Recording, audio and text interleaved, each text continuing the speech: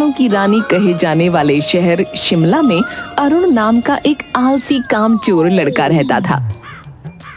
अरे ओ कामचोर, अरे जरा घड़ी तो देख, 11 बज चुके हैं और तू अभी भी बिस्तर में ही पड़ा है? अरुण रुद्र सिंह की बात को अनसुनी करके फिर से करवट बदलकर सो जाता है। मैं तो तंग आ गया हूँ इस लड़के से, रोज रोज इसकी कामचोरी बढ़ती ही जा रही है। पानी की बाल्टी लेकर अरुण के ऊपर डालता है।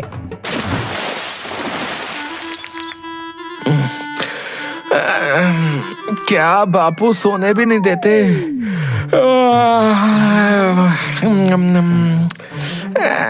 11 ही तो बजे हैं और वैसे भी मैं उठकर कौन सा तीर मार लूंगा।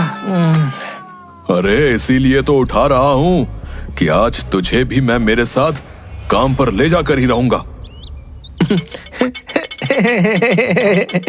क्या काम? और मैं? आपका दिमाग तो ठिकाने पर है, और वैसे भी बाप के होते हुए बेटा काम करे शोभा देता है क्या? अरे मेरी फूटी किस्मत, अरे तेरे जैसा बेटा मिलने से तो अच्छा था कि मुझे कोई औलाद ही ना होती। सिर्फ मुझे पता है कि मैं तुझे कैसे झेलता हूँ। अरे तो आपको कहा ही किसने मुझे झेलने के लिए, बताओ? देखना, जिस दिन मैं नहीं रहा ना, देखना उस दिन तुम बहुत पछताओगे। अरे क्या पछताऊंगा हैं? दिन भर ताने ही मारते रहते हो। किसी दिन आपसे परेशान होकर मैं खुद ही घर छोड़कर चला जाऊंगा, समझे? फिर आपको मेरी अहमियत समझ में आएगी, समझे? अच्छा, घर छोड़कर जाएगा है? फिर उसका हाथ पकड़कर घर से बाहर निकाल देता है। अरे अरे अरे अरे क्या कर रहे हो हैं? बुढ़ापे में सठिया गए हो क्या हैं? तुझे घर छोड़कर जाना था ना, अब जा। और खबरदार, अगर मेरे घर में तूने एक कदम भी रखा तो तेरी टांगें तोड़ दूंगा मैं। ठीक है, तो मैं भी अब कभी भी आपके घर पर कदम नहीं रखूंगा हैं? मुझे भी कोई जरूरत नहीं है तेरे जैसे निकम्मे बेटे की। जा, निकल जा मेरे घर से, और कभी मुझे अपनी शक्ल भी मत दिखाना, समझा? फिर अरुण गुस्से में वहां से चला जाता है। अब मैं कभी भी उस खूसट बुढ़े के घर पर नहीं जाऊंगा, चाहे जमीन आसमान एक ही क्यों ना हो जाए। अब मैं इतनी दूर चला जाऊंगा कि वो बुढ़ा चाहे तो भी मुझे नहीं ढूंढ पाएगा। पर उन्हें मेरे होने ना होने से क्या फर्क पड़ता है? उन्हें तो अपने काम से ही मतलब है। और वैसे भी मैं अब तंग आ चुका था उनकी रोज रोज की चिक चिक से। अच्छा ही हुआ उन्होंने ही मुझे घर से बाहर निकाल दिया, नहीं तो किसी दिन मैं ही भाग जाता। अरुण चलते चलते गांव से कुछ दूर जो पहाड़ी थी वहां पर पहुंच जाता है और एक पेड़ के नीचे जाकर बैठ जाता है। आहा, क्या नजारा है! अब मैं बस यहाँ आराम कर सकता हूँ और मुझे कोई भी परेशान नहीं कर सकता। फिर अरुण उस पेड़ के नीचे सो जाता है। थोड़ी देर सोने के बाद उसे भूख लगती है और तभी पहाड़ी पर उसे कुछ लोगों की आवाज सुनाई पड़ती है। ओ तेरी, ये लोग यहाँ मेरी नींद खराब करने क्यों आए हैं?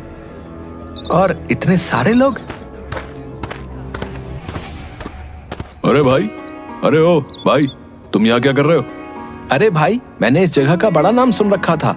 यहाँ पर हर रोज बहुत से लोग आते हैं, तो मैंने सोचा कि क्यों ना आज हम भी घूमने चले। क्या यहाँ पर इतने सारे लोग हर रोज आते हैं और मुझे कानो कान खबर नहीं? खैर मुझे क्या, अभी तो मुझे बहुत तेज भूख लग रही है। फिर वो इधर उधर खाने की तलाश में जाता है। अरे भैया, एक गर्मा गर्म समोसा और आधा किलो जलेबी बांध दो। हाँ, ये लो भैया, आपके 100 रुपए हुए। अरे पर पैसे तो मेरे पास नहीं है। अच्छा, पैसा नहीं है, हैं? ये दुकान क्या तेरे अब्बा की है, हैं? जो तू मुफ्त में खाने आ गया बे? अरे भैया, मेरे तो अब्बा भी मुझे मुफ्त में खाना नहीं देते। अरुण वहां से चला जाता है और फिर थोड़ी दूर जाकर उसे एक घर दिखाई देता है।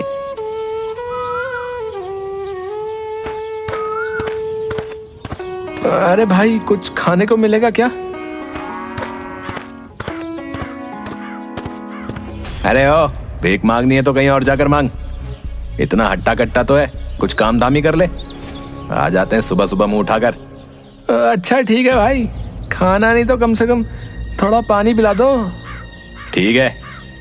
फिर वो आदमी अरुण के लिए पानी लेकर आता है। अरुण पानी पीकर फिर से उस पहाड़ पर चला जाता है। कितना भटका, पर कोई भी मदद करने के लिए तैयार नहीं है।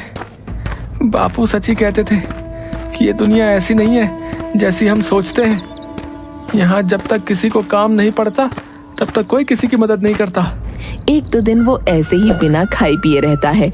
आज तो 2 दिन हो गए, पेट में कुछ भी नहीं गया। अगर आज और मैंने कुछ नहीं खाया तो मैं तो बिना मौत से ही मर जाऊंगा।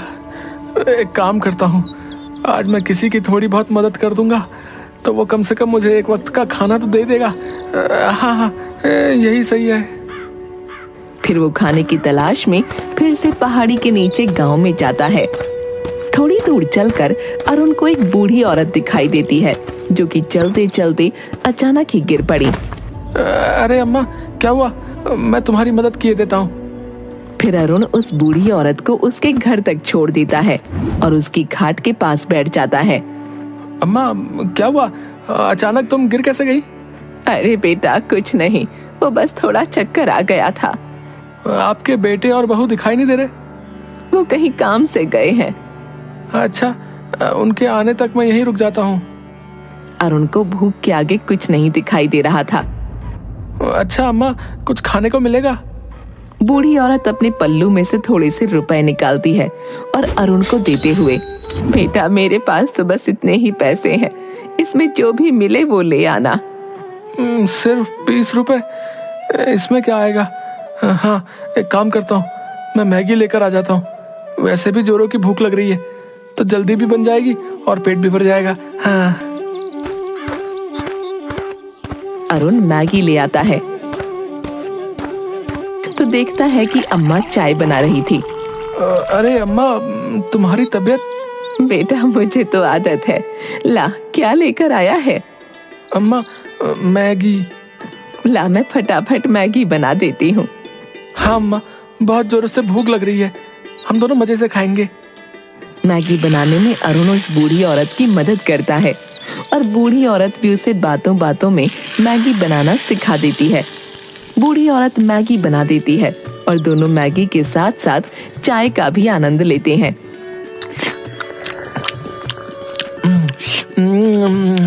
अरे वाह अम्मा, क्या मैगी बनाई है। ऐसी मैगी तो मैंने आज तक नहीं खाई। फिर दोनों मजे से चाय और मैगी खाते हैं।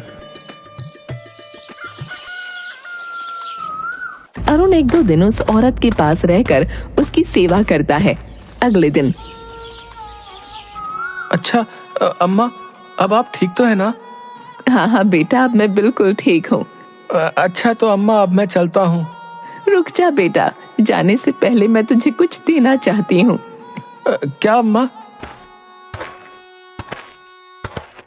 औरत उसके संदूक में से एक डिब्बा निकालती है।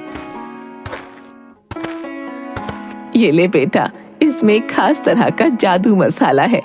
इसे बस चुटकी भर किसी भी व्यंजन में डालेंगे तो उसका स्वाद 4 गुना बढ़ जाएगा। अच्छा ठीक है अम्मा, अपना ध्यान रखना, अब मैं चलता हूँ। अरुण फिर से उस पहाड़ी पर चला जाता है।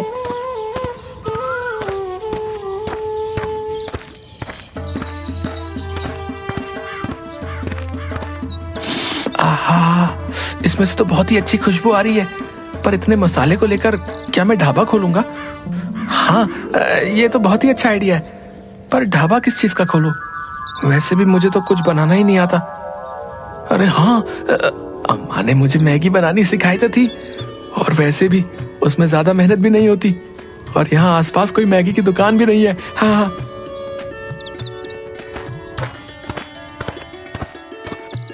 फिर अरुण अपने हाथों की चांदी की अंगूठी बेच देता है।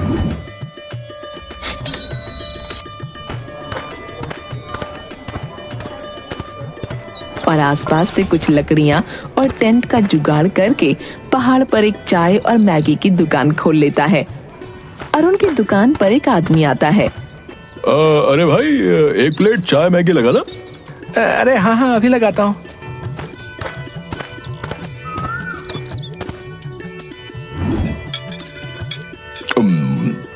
अरे वाह भाई, कुछ भी कहो, पर ऐसी जगह पर चाय और मैगी खाने का तो मजा ही अलग है। हाँ। एक दो दिन तो उसकी दुकान अच्छे से चलती है, पर तीसरे दिन अचानक बहुत तेज हवा चलने लगती है और उसका टेंट उड़ जाता है। अरे अरे अरे मेरा टेंट। फिर अगले दिन वो ऐसे ही खुले आसमान में अपनी दुकान डाल लेता है। अब हवा आए तो आने दो, मुझे कोई फिक्र नहीं, ना टेंट उखड़ने की समस्या और ना ही कुछ। अचानक से घने बादल छा जाते हैं और बारिश शुरू हो जाती है। अरे थोड़ी देर पहले तक तो मौसम पूरा साफ था, अचानक बारिश मेरा पूरा खाना खराब कर दिया। हे प्रभु, ये कौन सी परीक्षा ले रहा है तू? कहाँ मैं ऐसो आराम से अपनी जिंदगी जीता था और अब एक एक पैसे के लिए तरसना पड़ रहा है। फिर वो अपना बचा खुचा सामान लेकर पास ही के घर में मदद मांगने पहुंच जाता है।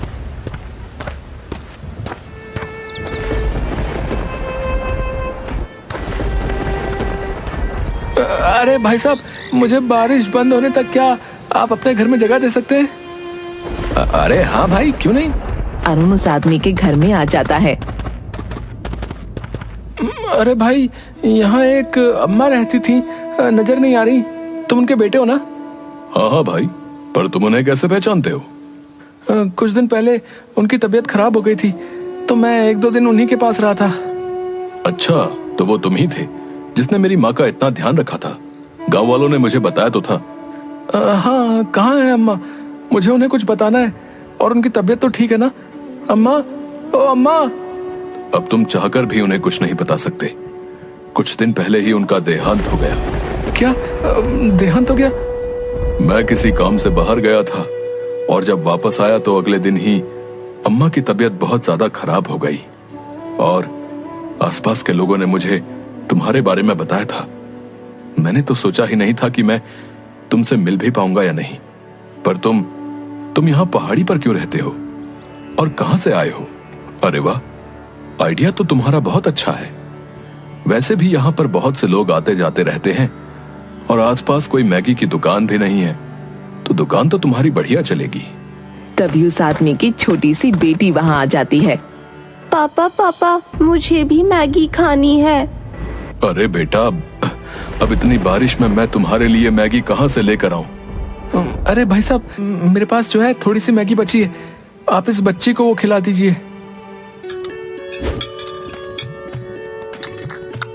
पापा, आप भी खाकर देखिए। फिर वो लड़की अपने पापा को भी मैगी खिलाती है। अरे वाह, ऐसी मैगी तो मैंने आज तक कभी नहीं खाई। अरे भाई, अब तो तुम्हारे यहाँ मेरे रोज ही आना जाना होगा। नहीं नहीं भाई, अब मैं कुछ नहीं करने वाला, बस बहुत हुआ। मैं कितनी भी कोशिश करता हूँ, पर इस पहाड़ पर दुकान टिकती ही नहीं। अरे नहीं भाई, मैं सच कहता हूँ, ऐसी मैगी तो पूरे शहर भर में नहीं मिलेगी। तुम कहो तो मैं तुम्हारी कुछ मदद कर देता हूँ। वैसे भी तुमने मेरी माँ की बहुत सेवा की थी। वैसे बात तो सही है, अगर मैं मैगी की दुकान नहीं खोलूंगा तब भी मुझे कोई ना कोई काम तो अपने लिए ढूंढना ही पड़ेगा, और इतनी ज्यादा मेहनत ना बाबा ना। एक काम करता हूँ, इसकी बात मानकर पैसे ले लेता हूँ और एक छोटी सी दुकान खोलकर अपना काम आगे बढ़ाता हूँ। ठीक है भाई, पर तुम्हें मेरी दुकान पर अपनी बेटी को लेकर हर रोज आना पड़ेगा। अरे नहीं भाई, अगर रोज रोज इसे लेकर आया तो इसकी आदत खराब हो जाएगी। और दोनों हंसने लगते हैं। फिर अरुण उसकी मदद ले लेता है और कुछ ही दिनों में एक छोटी सी दुकान तैयार कर लेता है। धीरे धीरे उसकी दुकान अच्छी खासी चलने लगती है। पहाड़ी पर आने वाले लोग उसके हाथों की चाय और मैगी खाए बिना नहीं जाते। एक दिन अरुण की दुकान पर कुछ आदमी आते हैं। अरे भाई, एक मैगी और चाय लगाना। मैं बहुत दूर से तुम्हारी दुकान की तारीफ सुनकर आया हूँ। अरुण बूढ़ी औरत के दिए हुए जादुई मसाले से मैगी बनाता है। अरे भाई, खुशबू इतनी अच्छी आ रही है तो सोचो कि मैगी कितनी अच्छी होगी, है? फिर अरुण सभी को मैगी देता है। अरे वाह भाई, जितना सुना था ये मैगी तो उससे भी ज्यादा स्वादिष्ट है भैया। अगले महीने मेरी बेटी का बर्थडे है, तो मैं उसके जन्मदिन पर भी तुम्हारे हाथ की मैगी का स्टॉल लगवाऊंगा। हाँ। अरुण खुश हो जाता है। कुछ दिनों बाद अम्मा का बेटा भी अरुण की दुकान पर आता है। अरुण उसे देखकर तुरंत पहचान जाता है। अरे भाई साहब, अपने हाथों की गर्मा गर्म एक प्लेट चाय मैगी लगाना। वो गुड़िया तो आज जिद पर ही अड़ गई थी कि उन अंकल के हाथों की मैगी ही खानी है, तो क्या था, फिर मैं ले आया उसे। अरे अच्छा किया भाई साहब, वैसे भी बहुत दिनों से मैं आपसे मिलने की सोच रहा था। अरुण उस आदमी को चाय और मैगी देता है। अरे अरुण भाई, ये तो और भी ज्यादा लाजवाब है। फिर अरुण उस आदमी को उसके पैसे लौटा देता है। ये लो भाई तुम्हारी अमानत, धन्यवाद। अगर उस दिन आप मेरी मदद नहीं करते तो मैं यहाँ तक नहीं पहुँच पाता। अरे भाई, इसमें धन्यवाद की क्या बात है? आपने मेरी माँ की इतनी सेवा की, तो इसके आगे तो मेरी मदद कुछ भी नहीं। अरुण की दुकान अब आसपास के गांव में फेमस हो गई थी। उसने अब अपनी दुकान में अलग अलग तरह की मैगी बनाना शुरू कर दी थी और धीरे धीरे करके उसने एक ढाबा बना लिया। और अब उसने अपनी मदद के लिए कुछ आदमी भी लगा लिए थे। एक दिन कहाँ मेरी जिंदगी बिल्कुल निकम्मे जैसी थी और आज मैं एक ढाबे का मालिक हूँ। बापू सही कहते थे, पर अब उनके सामने जाने की हिम्मत ही नहीं होती। पर सच में उनकी बहुत याद आती है। थोड़ी देर बाद जब वो ढाबे में कुछ लोगों को मैगी और चाय दे रहा था, तब वो कुछ लोगों की बातें सुनता है। अरे भाई, सुना तूने? पास के मंदिर में एक आदमी और औरत अपने बेटे को वापस पाने के लिए 4 दिनों से भूखे प्यासे ही पड़े हैं, बेचारे कहीं के। अरे भाई, काहे का बेचारा है?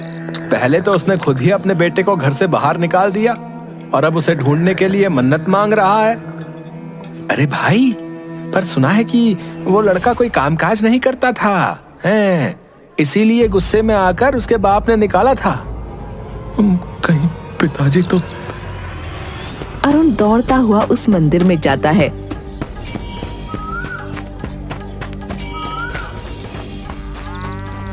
मंदिर में पहुंचकर एक आदमी औरत को देखता है जो कि भूखे प्यासे मंदिर में बैठे थे। अरुण अपने पिता के पास जाकर उन्हें गले से लगा लेता है। रुद्र सिंह और अरुण दोनों की आंखों में आंसू होते हैं। रुद्र सिंह खड़ा होकर अरुण को गले से लगा लेता है। मुझे माफ कर दे मेरे बच्चे, मैंने तुझे दर बदर की ठोकर खाने के लिए घर से बाहर निकाल दिया। नहीं बापू, अगर उस दिन आप मुझे नहीं निकालते तो मैं इतने बड़े ढाबे का मालिक ना होता। मुझे माफ कर दो बापू, मैंने आपकी बात नहीं मानी। क्या ढाबे का मालिक? हाँ हाँ बापू, मैंने पहाड़ पर एक मैगी का ढाबा खोला है। और फिर रुद्र सिंह को सारी बातें बताता है। मैंने तुझे कहां कहां नहीं ढूंढा। चल अब घर चल। अरे बापू, पर आप पहले मेरे ढाबे पर तो चलिए। फिर अरुण अपने माँ और बाबा को ढाबे पर लेकर जाता है।